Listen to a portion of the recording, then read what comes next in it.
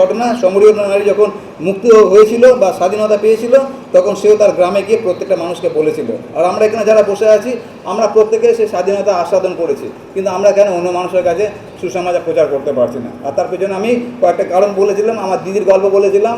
ছোটোবেলা যখন প্রথমবার চাউমিন খেতে পেরেছিল, কোনো একজন দিয়েছিল, সে চাউমিনটা মুখে দিয়ে তার মাথা খারাপ হয়ে গেছিলো। তারপরে সে চাউমিনটাকে ঠোঙায় করে নিয়ে দৌড়ে এসে আমার কাছে চলে এসেছিল, তার কারণ আমার দিদি আমাকে খুব ভালোবাসে। আর তারপরে আমার মুখের মধ্যে ওটা দিয়েছিল। তো আমি যেটা বলেছিলাম গতবারে, সেটা হচ্ছে অনেক সময় আমরা সুসমাচার অন্য মানুষের কাছে কেন প্রচার করতে পারি না, তার কারণে সুসমাচারের যে আশা, যে টেস্ট, যে গুরুত্ব, সেটা হয়তো এখনো পর্যন্ত আমরা উপলব্ধি করতে পারিনি বলে সেটা এখন অন্যের কাছে দিচ্ছি না। আমার দিদি চাউমিনটা উপলব্ধি করতে পেরেছিল, এটা অনেক সুস্বাদু, সেই জন্য আমার কাছে এনেছিল। একই রকমভাবে আমরা যেহেতু এই খাদ্যের এখনো গুরুত্ব উপলব্ধি করিনি, সেই জন্য আমরা অন্য মানুষের কাছে নিয়ে যাচ্ছি না। এটা প্রথম কারণ হতে পারে। দ্বিতীয় কারণ কী হতে পারে, সেটা আমি এই খাদ্যের গুরুত্ব উপলব্ধি করেছি, যেটা অত্যন্ত সুস্বাদু, কিন্তু তার সত্ত্বেও অন্য মানুষের কাছে দিচ্ছি না। তাহলে কী কারণ হতে পারে? সেটা হচ্ছে অন্য মানুষের প্রতি আমার কোনো প্রেম নেই। তার কারণ আমার দিদি আমাকে ভালোবাসে বলে আমার কাছে এনেছিল। তো আমরা তাদের কাছে সুসমাচার নিয়ে যাবো যাদেরকে আমরা ভালোবাসবো, তার মানে নিজে যদি যাচ্ছি না, তার মানে তাদের প্রতি আমাদের কোনো ভালোবাসা নেই। এটা আর আরেকটা কি বলেছিলাম, সেটা যে হতে পারে আমরা এই খাদ্যের গুরুত্ব বুঝেছি এবং মানুষের কাছে সুসমাচার দিচ্ছি, কিন্তু কোনো ফল হচ্ছে না। কেন ফল হচ্ছে না? তার কারণ হচ্ছে আমরা হচ্ছে অ্যাকোরিয়ামের মাছ। বলেছিলাম না, অ্যাকোরিয়ামের মাছ হচ্ছে অ্যাকোরিয়ামের বাইরে কোনো মাছের কাছে তারা কি সুসমাচার প্রচার করে না। আমরা হচ্ছে খ্রিস্টান সমাজের মধ্যেই সুসমাচারের ভাবের আদান প্রদান করছি, খ্রিস্টান এই বাইবেলের কথা নিয়ে আমরা। কিন্তু যারা বাইবেলের কথা জানে না তাদের কাছে কারা যাবে? তো যিশু আমাদেরকে যেতে বলেছে। তো আমরা অ্যাকোরিয়ামের মাছ হয়ে আছি, অ্যাকোরিয়ামের বাইরে আমরা যাচ্ছি না। তো সেই কারণে কোনো ফল আমরা দেখতে পাচ্ছি না। তার কারণ আমরা যাদের কাছে প্রচার করছি তারা অলরেডি সুসমাচার প্রুফ হয়ে গেছে, সুসমাচার তাদের জীবনে কোনো রকম আঁচড় আনতে পারে না। আর দ্বিতীয় কারণটা কি বলেছিলাম, সেটা আমি আপনাদেরকে বলেছিলাম, একটা বাড়িতে আমি সহভাগিতা করতে যেতাম, একটা বস্তির মধ্যে। সেই বস্তির মোটামুটি সবার সঙ্গে আমার পরিচয় আছে, কিন্তু কেউ সেই সহভাগিতা আসতো না। কেন আসতো না আমি বুঝতে পারছিলাম না। লাস্টে কি বুঝতে পারলাম, যে যেই মহিলার বাড়িতে সহভাগিতা করছি ওই মহিলা এমন একটা দারুণ নোবেল মহিলা আছে, যে ওই পাড়ায় এমন কেউ নেই যার সঙ্গে মহিলা ঝগড়া করেনি। তো যেই মহিলা সবার সঙ্গে ঝগড়া করে রেখেছে তার বাড়িতে সহভাগিতা হয়েছে, কে আসবে তার বাড়িতে? তো অনেক সময় আমরা ওরকম করি, অন্যের কাছে সুসমাচার প্রচার করছি, কিন্তু সবার সঙ্গে আমি ঝগড়া করে রেখে দিয়েছি। তো কাজটা হবে কী করে? তো সেই জন্য আমরা অনেক সময় সুসমাচার প্রচার করি, কিন্তু কাজ আমরা দেখতে পারি না। আর তার পিছনে কারণটা কি? কারণটা হচ্ছে এই, যেটা আমরা রাজা যশোরের জীবন থেকে দেখি, সেটা হচ্ছে প্রথম সে ঈশ্বরের বাক্যকে গুরুত্ব দিয়েছিল। আর যখন গুরুত্ব দিয়েছিলেন তখন ঈশ্বরের বাক্য তার জীবনে পরিবর্তন এনেছিলেন। যখন পরিবর্তন এনেছিলেন তারপরে সে মানুষের কাছে সেই বাক্যটা পাঠ করেছিল, আর তারপরে মানুষ শুনেছিল। তার কারণটা কি? মানুষ দেখেছিল যে যেই বাক্যটা আজকে রাজা পড়ছে এই বাক্যটা তার জীবনে সত্যি পরিবর্তন এনেছে। আর সেই জন্য আমি গতবার এইটা বলে শেষ করেছিলাম, যে যদি আপনি অন্যের কাছে সুসমাচার প্রচার করতে যাচ্ছেন, আগে মানুষ যেন দেখতে পারে সেই সুসমাচারটা আপনার জীবনে কার্যকারী হয়েছে। আপনি যদি অন্যের কাছে সুসমাচার প্রচার করতে যাচ্ছেন, সেই মানুষটা যেন জানতে পারে যে আপনার জীবনে সেই সুসমাচারটা কার্যকারী হয়েছে, মানে সেই সুসমাচার আপনার জীবনে পরিবর্তন এনেছে। যে গান গাইতাম এখন আর গাই না, আমার পরিবর্তন হয়েছে। কিন্তু আমাদের পরিবর্তন কতটা হয়েছে সেটা শুধুমাত্র ঈশ্বর জানেন, যে আমাদের কতটা পরিবর্তন হয়েছে। আগেও ঝগড়া করতাম, এখনও ঝগড়া করি। আগেও আমরা খারাপ কাজ করতাম, এখন আমরা খারাপ কাজ করি। আগেও আমরা পাপ করতাম, এখন আমরা পাপ করি। খালি পরিবর্তন একটা জায়গায় হয়েছে, সেটা কি? সেটা হচ্ছে আগে যিশুর নামে করতাম না, এখন যিশুর নামে করছি। পরিবর্তনটা খালি এখানেই করেছি। তো সেই জন্য আমাদেরকে সতর্ক থাকতে হবে যে আমরা কীভাবে জীবনযাপন করছি। তো আমরা দুটো পয়েন্ট আমরা দেখেছিলাম। প্রথমটা কি, যে ঈশ্বরের বাক্য তার জীবনকে প্রভাবিত করেছিল ব্যক্তিগতভাবে। আর দ্বিতীয়টা কি, যখন তার জীবনকে প্রভাবিত করেছে তখন সে সেই বাক্যটা অন্যের কাছে শেয়ার করেছিলেন। আজকে আমরা 3 নম্বর বিষয়টা দেখব। তার আগে আসলে আমরা প্রার্থনা করি। পিতা ঈশ্বর, তোমাকে ধন্যবাদ দিই তোমার বাক্যের জন্য, যার দ্বারা তুমি প্রত্যেকটা দিন আমাদেরকে সঞ্জীবিত উজ্জীবিত করো। আজকে যে বাক্য আমাদের জন্য রেখেছো, তুমি আমাদেরকে সাহায্য করো তোমার বাক্যকে সত্যিকারের বুঝতে এবং সে অনুযায়ী জীবনযাপন করতে। আমাদের প্রত্যেকের কান তুমি খোলা রাখো। প্রার্থনা প্রভু যিশুর নামে চাই, আমেন। আজকে যে বিষয়টা আমরা দেখবো, 3 নম্বর বিষয়। প্রথম দুটো বিষয় আমরা মনে রাখবো, সেটা হচ্ছে ঈশ্বরের বাক্যকে রাজা যশোর গুরুত্ব দিয়েছিলেন বলে সেই ঈশ্বরের বাক্য তার জীবনকে পরিবর্তন করেছিল। আর যখন পরিবর্তন করেছিল তখন সে মুখটাকে বন্ধ রাখতে পারেনি, অন্যের কাছে সে বাক্যটা শেয়ার করেছিল। তারপর তিনি চেয়েছিলেন যে এই বাক্যটা আমার রাজ্যে প্রত্যেকটা মানুষের জীবনেও পরিবর্তন আনুক।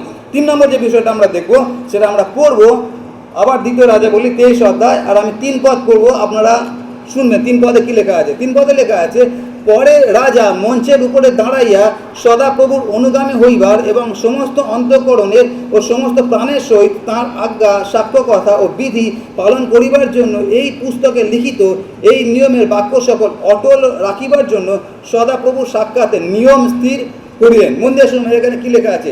এখানে যেটা বলা হচ্ছে, রাজা একটা মঞ্চের উপর দাঁড়ালেন, যেরকম আমি একটু উঁচু জায়গায় দাঁড়িয়ে আছি, কেন? যাতে সবাইকে দেখতে পারি এবং সবাই যাতে আমাকে দেখতে পারে। তো রাজা একটা মঞ্চের উপর দাঁড়িয়ে এখন আরেকটা কাজ করছেন। সেটা কি?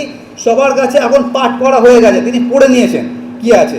পড়ার পরে তারপরে যে কাজটা করছেন, সেটা কি করছেন, তিনি এখন যেটা করছেন সেটা হচ্ছে, তিনি এখন যেটা করছেন, সদাপ্রভুর অনুগামী হইবা, সমস্ত অন্তঃকরণে সমস্ত প্রাণের সহিত তাঁর আজ্ঞা সাক্ষ্যকতা বিধি পালন করিবার জন্য এবং এই পুস্তকে লিখিত নিয়মের বাক্য সকল অটল রাখিবার জন্য সদাপ্রভু সাক্ষাতে কী করছে? নিয়ম স্থির করছে। মন দিয়ে শুনুন, কী করছে? নিয়ম স্থির করছে। আগে পাঠ করা হলো, এখন নিয়ম স্থির করছে। আর নিয়মটা কী লেখা আছে, কী নিয়ম স্থির করছে? তিনটা জিনিস লেখা আছে। এক, সদাপ্রভুর অনুগামী হতে হবে আমাদেরকে। দ্বিতীয়টা কি? দ্বিতীয়টা হচ্ছে সমস্ত অন্তঃকরণ এবং সমস্ত প্রাণের সহিত প্রত্যেকটা আজ্ঞা প্রত্যেকটা বিধি আমরা পালন করবো। আজকে শপথ করছি। প্রথম শপথ কী করছি? যে আমরা ঈশ্বরের অনুগামী হব। কেন এইটা দরকার আছে? তার কারণ ইসরায়েল জাতি এমন একটা জাতি আছে যে সবসময় সোনার গরুর পিছনে, সোনার ছাগলের পিছনে তারা অনুগামী হবে, কিন্তু ঈশ্বরের পিছনে তারা অনুগামী হবে না। তো সেই জন্য আজকে তারা আবার শপথ করছে যে আমরা ঈশ্বরের অনুগামী হব। দ্বিতীয়টা কি? যে আমরা শপথ করছি আমরা ঈশ্বরের আজ্ঞা এবং বিধি মেনে চলবো। আর তৃতীয়টা কি? যে এই বাক্যে যা কিছু কথা লেখা আছে, একটা কথা আমরা অন্যথা করব না। এখন মন দিয়ে শুনবেন ব্যাপারটা কী হচ্ছে। 4 থেকে 5 ঘন্টা কম করে লেগেছে, আর তিনি আস্তে আস্তে পড়ছিলেন। কেন আস্তে পড়ছিলেন? সেখানে শিক্ষিত লোকও ছিল, সেখানে মূর্খ লোকও ছিল। যোশীয় রাজা সবার কাছে এটা পড়লেন। কেন পড়লেন? যেন প্রত্যেকটা মানুষ বুঝতে পারে যে আমি কি পড়েছি। যখন সবাই বুঝে গেল, তারপরে যোশীয় রাজা এখন নিয়ম স্থাপন করছে, মানে এখন চুক্তিতে যাচ্ছে, যে যাতে ওরা এখন এই চুক্তিটা স্বীকার করতে পারে। বুঝতে পারছেন আমি কি বলতে চাইছি? যদি না পড়ে চুক্তি করতো তাহলে মানুষ বুঝতেই পারতো না যে রাজা যোশীয় করছে নাকি। সেই তিনি আগে পড়লেন, সবাইকে বোঝালেন, তারপরে তিনি এখন চুক্তি করতে যাচ্ছেন। চুক্তিটা কি? আমি সদাপ্রভুর অনুগামী হব, তার আজ্ঞা অনুযায়ী চলবো এবং তার বাক্যকে কখনো অন্যথা করব না। আর তারপরে যেটা লেখা আছে, অত্যন্ত গুরুত্বপূর্ণ কথা লেখা আছে। লেখা আছে, দেখুন 3 পদের শেষের কথাটা লেখা আছে, এবং সমস্ত লোক সেই নিয়মে কি লেখা আছে? সায় দিল। লেখা আছে না? সমস্ত লোক সেই কথায় সায় দিল। এই জিনিসটাই যোশীয় রাজা চাইছিলেন, যে প্রত্যেকটা লোক যেন সায় দেয়। সায় দেওয়ার জন্য জানার দরকার আছে যে যে চুক্তিটা আমি করতে যাচ্ছি, চুক্তির ভেতরে কি লেখা আছে। সেই জন্য যোশীয় রাজা পড়লেন, ওটাকে পড়ে এবার সবাই সায় দিল। এখন যে বিষয়টা আছে, যে রাজা পড়ছে, কার ক্ষমতা আছে সায় না দেওয়ার? এখন ভাবুন, আমাদের মুখ্যমন্ত্রী বা প্রধানমন্ত্রী আপনাদের সামনে, আমাদের সামনে কিছু একটা পড়লেন, আর তারপরে জিজ্ঞাসা করলেন, আমাদের কার ক্ষমতা আছে যে আমরা বলবো না যে আমাদের সায় নেই? বলতে পারবো? তার কারণ হতে পারে যে এখানে হয়তো তারা ভয় সায় দিয়েছিল। তার কারণ রাজা যেহেতু পড়ছে, সায় তো আমাদেরকে দিতে হবে। অনেক সময় আমাদের হয় না, দেখবেন মণ্ডলীর এজিএমে পাদ্রীবাবু একটা কিছু বললে, তারপর আমরা সবাই হাত তুলে দিলাম, অল ইন ফেভার। বলি না, অল ইন ফেভার মানে সবাই আমরা একমত আছি। অনেক সময় আমরা না বুঝে একমত করে দিই, অনেক সময় পাদ্রীবাবু বলছে বলে আমরা একমত করে দিই। কিন্তু এখানে রাজা সেটা চাননি, যে লোকে না বুঝে সায় দিক। সেই জন্য এখানে যে ঘটনাটা ঘটছে, মন দিয়ে যদি আপনারা পড়েন এবং বোঝেন ব্যাপারটা, এইখানে যারা সায় দিচ্ছে তারা কিন্তু না বুঝে সায় দিচ্ছে না। কেন কি? রাজা চাননি যে তারা ভয় প্রদর্শিত হয়ে বা ভয় পেয়ে আমার কথায় সায় দিক। রাজা ওটা করতে পারতেন, তাদের কাছে পড়ার কোনো দরকার ছিল না। রাজা শুধু বলতে পারতেন যে আজকে আমি এটা শপথ করছি, তোমরা সবাই সায় দাও, সবাই সায় দিয়ে দিত। তার কারণ কারোর ক্ষমতা নেই রাজার বিরুদ্ধে বলা। কিন্তু রাজা সেটা না করে আগে পড়লেন, আর তারপরে সবাই সেটা সায় দিল। তার মানে এখন যারা সায় দিচ্ছে, তারা কেন সায় দিচ্ছে? তারা স্বতঃস্ফূর্তভাবে সায় দিচ্ছে, জেনে সায় দিচ্ছে। তার মানে আমরা সবাই একমত আছি। বুঝতে পারছেন আমি কী বলেছি? এখন আপনারা যারা মণ্ডলীতে বসে আছেন আমাকে নিয়ে, আপনারা সবাই এবং আমরাও একটা জিনিসের সায় দিয়েছি বলে আজকে আমরা এখানে বসে আছি। যেরকম যোশীয় রাজা সেদিন একটা চুক্তি করেছিলেন, সেই চুক্তিটা কী ছিল?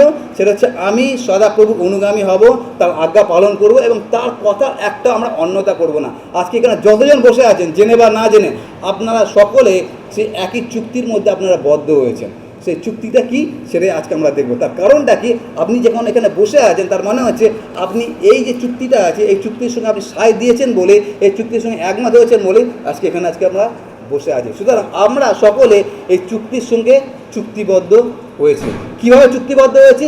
কেউ আমাদেরকে ভয় দেখায়নি। আমরা কেন চুক্তিবদ্ধ হয়েছি? আমরা এটা জেনেছি, পড়েছি, বুঝেছি যে সদাপ্রভু মঙ্গলময়। তারপর আমরা আজকে এখানে বসে আছি। সুতরাং যখন বসে আছি, তার মানে আমরা চুক্তিবদ্ধ হয়েছি। যখন আমরা চুক্তিবদ্ধ হয়েছি, আমাদেরকে জানতে হবে যে এই চুক্তিটা আসলে কি আছে। আমরা অনেক সময় চুক্তিবদ্ধ হই, না বুঝে চুক্তিবদ্ধ হই। আর ওই জন্য দেখবেন অনেক মানুষ তারা বাপ্তিস্ম নেয়, আর বাপ্তিস্ম নেবার কিছুদিন পরে তারপরে আবার তারা ব্যাক টু দ্য প্যাভিলিয়ন হয়ে যায়, আবার একই জায়গায় ফিরে যায়। তার কারণটা কি? তার কারণ আমাদের কাছে অনেক রকম হিডেন এজেন্ডা থাকে। সেটা কি, যে বাপ্তিস্ম নিলে আমি 2 কাঠা জমি পাবো, বাপ্তিস্ম নিলে আমার ঘর হবে, বাপ্তিস্ম নিলে আমি চাকরি পাবো, বাপ্তিস্ম নিলে হচ্ছে আমার ছেলেমেয়ের পড়াশোনা ফ্রি হয়ে যাবে। আর আমাদের এরকম অনেক কিছু ধারণা থাকে। সেই জন্য আমি যখন বাপ্তিস্মের ক্লাস করাই, আমি একটা জিনিস তাদের মাথার মধ্যে ঢুকিয়ে দিই, সেটা কি, সেটা হচ্ছে মণ্ডলী আপনার জীবনে কোনো কিছু করার জন্য নেই, মণ্ডলীর কোনো দায়িত্ব আপনার জীবনে নেই, আপনার মণ্ডলীর জন্য অনেক দায়িত্ব আছে। বুঝতে পারছেন আমি কি বলতে চাইছি? মণ্ডলী আপনার জীবনে কোনো দায়িত্ব পালন করার জন্য মণ্ডলী নেই, কিন্তু আপনি আছেন মণ্ডলীর জন্য আপনার দায়িত্ব পালন করার জন্য। কেন কি, মণ্ডলী কি, মণ্ডলী যে 4 বা 5 জনের একত্রিত হওয়াকে বলা হচ্ছে মণ্ডলী। সুতরাং মণ্ডলী আপনাকে কোনো সাহায্য করার জন্য নেই, আপনি মণ্ডলীকে সাহায্য করার জন্য আছেন। আর ওটা আমার শিক্ষা না, ওটা বাইবেলের শিক্ষা। ওটা আমি কেন বলি, তার কারণ হচ্ছে বাপ্তিস্ম নেবার আগে আমাদের হৃদয়ের মধ্যে এরকম যেন ধারণা না থাকে যে বাপ্তিস্মের পরে আমার ছেলেমেয়ের পড়াশোনা ফ্রি হয়ে যাবে, আমার চাকরি হয়ে যাবে, আমার কলকাতা শহরে 2 কাঠা জমি হয়ে যাবে, ওই রকম যেন ধারণা না হয়। কিন্তু অনেক লোক আজকে ওই ধারণা নিয়ে বাপ্তিস্ম নেয়, আর যখন দেখে তাদের মনোবাঞ্ছা পূর্ণ হলো না, তখন তারা আবার ব্যাক টু দ্য প্যাভিলিয়নে চলে যায়। রাজা যোশীয় আজকে সেই কাজটা করছেন না, তিনি সবার কাছে ক্লিয়ার করছেন, পরিষ্কার করছেন, আর তারপরে তিনি এতে সায় দিচ্ছেন। আজকে আমরা যারা সায় দিয়েছি, আজকে আমাদেরকে বোঝার দরকার আছে সেটা কি, যে চুক্তি, এই চুক্তিটা হচ্ছে এইটা আমাদের চুক্তিপত্র, এই চুক্তিপত্রের মধ্যে আমরা সায় দিয়েছি, আমরা স্বাক্ষর করেছি, আর সেই জন্য আমাদেরকে জানতে হবে যে চুক্তির সঙ্গে আমরা অঙ্গীকারবদ্ধ হয়েছি, সেই চুক্তিটা আসলে আছেটা কি। প্রথম যে বিষয়টা এই চুক্তি সংক্রান্ত, সেটা আমাদেরকে জানতে হবে, আর সেটার জন্য আমাদেরকে পুরাতন নিয়ম থেকে 2টো অংশ আমরা পাঠ করব। প্রথম যে অংশটা আমরা পাঠ করব সেটা হচ্ছে আদি পুস্তক 41 অধ্যায় 42 পদ। কোনো একজন পড়বেন আদি পুস্তক 41 অধ্যায় 42 পদে কি লেখা আছে?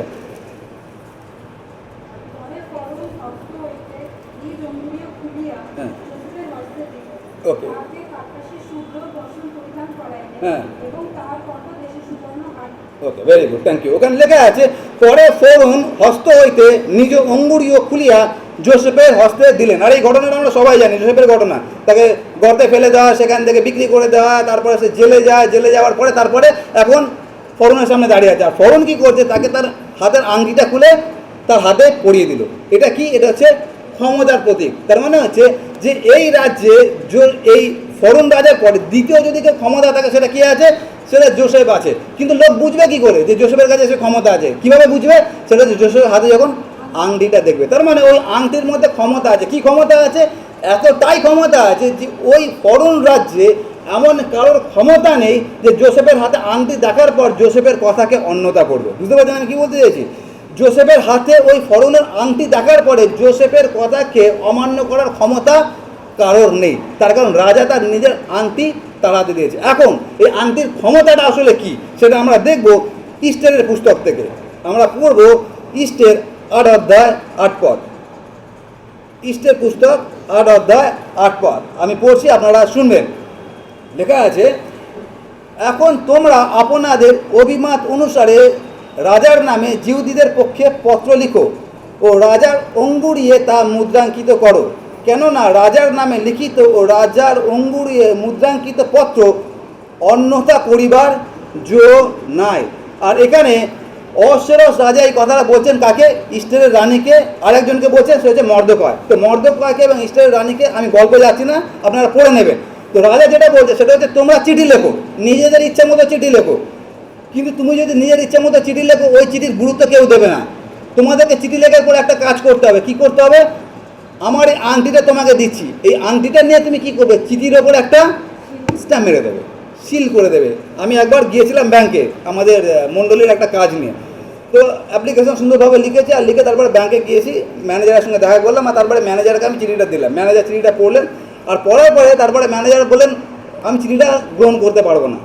তো আমি বললাম, কেন, লেখা কোনো গণ্ডগোল হয়েছে? বললাম, লেখা একদম ঠিক আছে, লেখাতে কোনো গণ্ডগোল নেই, কিন্তু এই চিঠির মধ্যে চার্চের স্ট্যাম্প মারা নেই। যেহেতু চার্চের স্ট্যাম্প মারা নেই, ওই জন্য চিঠিটা গ্রহণযোগ্য হবে। সেখানে আমার সই আছে, সকল কিছু আছে, কিন্তু চিঠিটা নিল না, তার কারণ স্ট্যাম্প দরকার আছে। আর আমরা সকলে জানি যে অফিসিয়াল ক্ষেত্রে স্ট্যাম্প ছাড়া কোনো কিছু কাজ হয় না। এখানে রাজা অবশ্যই একই কথা বলছে, সেটা হচ্ছে তোমরা একটা চিঠি লেখো, আর এই চিঠির মধ্যে একটা স্ট্যাম্প দিয়ে দাও। কেন কি, যদি স্ট্যাম্পটা না দাও তাহলে ওই চিঠির কোনো গুরুত্ব থাকবে না। আর যদি চিঠির মধ্যে স্ট্যাম্পটা থাকে, তাহলে আমার এই রাজত্বে ক্ষুদ্র কি মহান, ধনী কি দরিদ্র, কারোর কোনো ক্ষমতা নেই ওই চিঠির কথাকে অস্বীকার করতে পারে। এখানে লেখা আছে, সেই কথাকে অন্যথা করিবার জো কারোর নেই। যে অন্যথা করবে তার মুন্ডু কাটা যাবে। জোসেফকে আংটি দেওয়া হয়েছিল, তার মধ্যে ক্ষমতা ছিল। ক্ষমতাটা কি? সেটা হচ্ছে জোসেফ যা কিছু লিখবে শুধু আংটিতে একটা স্ট্যাম্প মেরে দেবে। তার মানে ওই সিলমোহরের ক্ষমতা কতটা। আপনি আমি যখন এই চুক্তির সঙ্গে চুক্তিবদ্ধ হয়েছি, আপনি আমি আমাদের ওপর একটা সিল দেওয়া হয়েছে, যেইটাকে ভাঙা কারোর ক্ষমতা নেই। আর সেই সম্বন্ধে আজকে আমরা দেখব যে আমাদের এই চুক্তিতে কে বা কীভাবে এই সিলবদ্ধ করেছে। আর সেটা আমরা দেখি লুক লিখিত সুসমাচার 22 অধ্যায় 20 পদে কী লেখা আছে। লুক 22 অধ্যায় 20 পদ, কোনো একজন পড়বেন, কী লেখা আছে।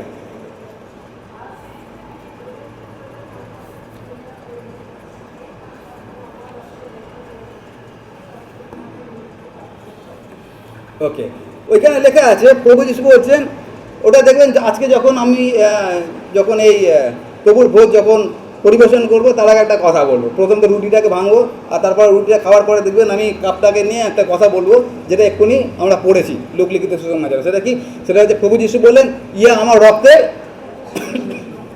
আমার রক্তে কি আছে? নূতন নিয়ম। ওই নিয়মের সঙ্গে আমরা সবাই সংযুক্ত হয়েছি, রক্তের নূতন নিয়ম। তার মানে আপনি আমি কোন নিয়মের সঙ্গে যুক্ত হয়েছি? নূতন নিয়মের সঙ্গে যুক্ত হয়েছি। ওই নূতন নিয়মকে কি দিয়ে সিল করা হয়েছে? যিশুর। আর এটা কার কথা? প্রভু যিশুর স্বয়ং। এটা আমার কথা না, আমি বাড়িয়ে চড়িয়ে কথা বলছি না, এটা হচ্ছে বাইবেলের কথা। সেটা হচ্ছে আমরা যারা এখানে বসে আছি, আমরা চুক্তিবদ্ধ হয়েছি। আর আমরা কোন চুক্তিতে বদ্ধ হয়েছি? নতুন নিয়মের চুক্তি। নতুন নিয়মের চুক্তি মানে কি?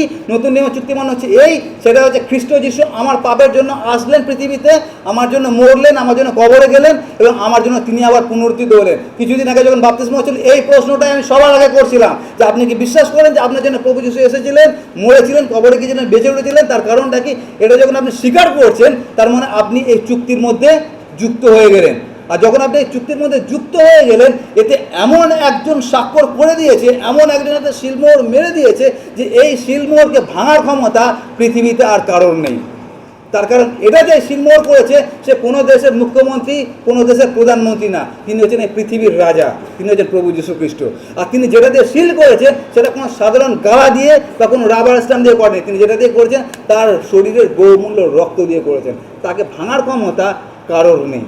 কিন্তু প্রশ্ন, আমরা এই চুক্তির সঙ্গে চুক্তিবদ্ধ হয়েছি, কিন্তু আমরা সত্যিই কি এই চুক্তি অনুযায়ী জীবনযাপন করছি? কতজন আমরা চুক্তি অনুযায়ী জীবনযাপন করছি? ঈশ্বরের বাক্য বলে যে এই চুক্তিটা যেটা দিয়ে সিল করা হয়েছে, সেটা হচ্ছে প্রভু যিশুর বহুমূল্য রক্ত দ্বারা। আর যেটা ইব্রিয় পুস্তকের 9 অধ্যায় লেখা আছে, না কোনো বিষের রক্ত, না কোনো গাভীর রক্ত, না কোনো গরুর রক্ত, কিন্তু প্রভু যিশু তার বহুমূল্য রক্ত দিয়ে আপনাকে আমাকে সেই সন্ধির সঙ্গে চুক্তিবদ্ধ করেছেন। কিন্তু আমরা কতজন তার গুরুত্ব উপলব্ধি করতে পারছি? আমরা যেরকম ইচ্ছা জীবনযাপন করছি। আমরা একবারও ভেবে দেখছি না যে যে চুক্তির মধ্যে আমি স্বাক্ষর করেছি, যে চুক্তির সঙ্গে আমি একমত হয়েছি, যে চুক্তির সঙ্গে আমি বলেছি অল ইন ফেভার, সেই চুক্তিতে কী লেখা আছে আমার কীভাবে জীবনযাপন করা উচিত, সেই চুক্তিতে কী লেখা আছে আমার কীরকমভাবে পোশাক পরা উচিত, সেই চুক্তিতে কী লেখা আছে যে আমি প্রতিবেশীর সঙ্গে কীরকমভাবে ব্যবহার করবো, সেই চুক্তিতে কী লেখা আছে যে আমি আমার অফিসের অন্যান্য কর্মচারীদের সঙ্গে কীরকম ব্যবহার করবো। আমরা কেউ এইটাকে তোয়াক্কা করি না। আমরা চুক্তিবদ্ধ তো হয়ে গেছি, কিন্তু আমরা প্রত্যেকটা দিন সেই চুক্তিকে আমরা ভাঙছি। অথচ বাইবেল কি বলে? যে সেই যে চুক্তিটা হয়েছে, এই চুক্তিকে কেউ ভাঙতে পারে না। আর আমরা আরেকটা অংশ দেখব, সেখানে আমরা দেখব যে এই চুক্তিকে ভাঙার ক্ষমতা কারণ নেই, এই চুক্তিকে কেউ ভাঙতে পারে না। সেটা সাধু পৌল আমাদেরকে শিক্ষা দিচ্ছেন রোমিও তার 8 অধ্যায় 35 থেকে 39, যেটা আমার অত্যন্ত প্রিয় একটা অংশ। রোমিও 8 অধ্যায় 35 থেকে 39 পদ আমি পড়বো আপনাদের জন্য, আপনারা মন দিয়ে শুনবেন। রোমিও 8 অধ্যায় 35 থেকে 39 এরকমভাবে লেখা আছে। সাধু পৌল বলছেন রোমীয়দেরকে এবং আজকে আমাদেরকে, তিনি বলছেন, খ্রিস্টের প্রেম হইতে কে আমাদিগকে পৃথক করিবে? কি ক্লেশ, কি সংকট, কি তাড়না, কি দুর্ভিক্ষ, কি উলঙ্গতা, কি প্রাণ সংশয়, কি খড়গ? যেমন লেখা আছে, তোমার জন্য আমরা সমস্ত দিন নিহত হইতেছি, আমরা বদ্ধ মেষে ন্যায় গণিত হইলাম, কিন্তু যিনি আমাদিগকে প্রেম করিয়াছেন, তাহারই দ্বারা আমরা এই সকল বিষয় বিজয়ী অপেক্ষা অধিক বিজয়ী হই। আর তারপরে 39 পদে লেখা আছে এরকমভাবে, কিছুই আমাদের প্রভু খ্রিস্ট যিশুতে অবস্থিত ঈশ্বরের প্রেম হইতে আমাদিগকে পৃথক করিতে পারে না। এটা কে বলছেন? সাধু পৌল বলছেন যে কি খড়গ, কি জীবন, কি মৃত্যু, কেউ আমাদেরকে এই প্রেম থেকে আলাদা করতে পারে না। তার কারণ এই প্রেমের যে চুক্তি, সেই চুক্তিটা যিনি স্বাক্ষর করেছেন তার নাম প্রভু যীশু খ্রিস্ট। আর সেই স্বাক্ষরটা তিনি যেটা সিল করেছেন, যেটাতে মুদ্রাঙ্কিত করেছেন, সেটা কি? সেটা হচ্ছে তার শরীরের বহুমূল্য রক্ত। আমরা একটু ভাবি, চিন্তা করি, যখন আমরা অন্যের সঙ্গে কথা বলি, যখন আমরা অন্যের সঙ্গে দুর্ব্যবহার করি, যখন আমরা আমাদের মেজাজকে কন্ট্রোল করতে পারি না, যখন আমরা অন্যের ক্ষতি করার চেষ্টা করি, যখন আমরা প্রতিবেশীর সঙ্গে দুর্ব্যবহার করি, একবার আমরা চিন্তা করে দেখি সেটা কি? আপনি আমি একটা চুক্তির সঙ্গে আমরা চুক্তিবদ্ধ হয়েছি, আর সেই চুক্তিটা যেটাতে সিল করা হয়েছে সেটা হচ্ছে প্রভু যিশুর বহুমূল্য রক্ত। একবার আমরা চুক্তিটা পড়ে দেখি যে আপনার আমার কীভাবে জীবনযাপন করা উচিত। তার কারণ যদি আমরা সেভাবে জীবনযাপন না করছি, তার মানে প্রত্যেকটা দিন আমরা এই চুক্তিকে লঙ্ঘন করছি। কিন্তু এখানে কি লেখা আছে? অহস্যরস রাজা বলেছিলেন যে এই অঙ্গুরিয়ে তোমরা মুদ্রাঙ্কিত করো। যদি মুদ্রাঙ্কিত করো, কারোর ক্ষমতা নেই এই বাক্যকে অন্যতা করো। আমাদের কি করে আজকে এতটা ক্ষমতা হচ্ছে যে অহস্যরস রাজা সেটাকে মুদ্রাঙ্কিত করেননি, ফরন রাজা সেটাকে মুদ্রাঙ্কিত করেননি, কোনো মুখ্যমন্ত্রী, কোনো প্রধানমন্ত্রী সেটাকে মুদ্রাঙ্কিত করেননি। প্রভু যিশু, যিনি স্বর্গ পৃথিবীর রাজা, তিনি মুদ্রাঙ্কিত করেছেন তার রক্ত দিয়ে। তাহলে আমাদের কী করে এতটা ক্ষমতা হয় যে প্রত্যেকটা দিন আমরা এই বাক্যকে অবহেলা করছি, বাক্যকে দুমড়ে মুচড়ে নিজের মধ্যে ব্যবহার করছি, আর বাক্যের বিরুদ্ধে আমরা জীবনযাপন করছি, অথচ বলছি আমি বিশ্বাসী, অথচ বলছি আমরা খ্রিস্টান। কী করে এটা হতে পারে? একটু চিন্তা করে দেখি। আমরা কিছুক্ষণ সময় নীরব থাকি, আমরা চিন্তা করব, তারপর আমরা প্রার্থনায় যাব।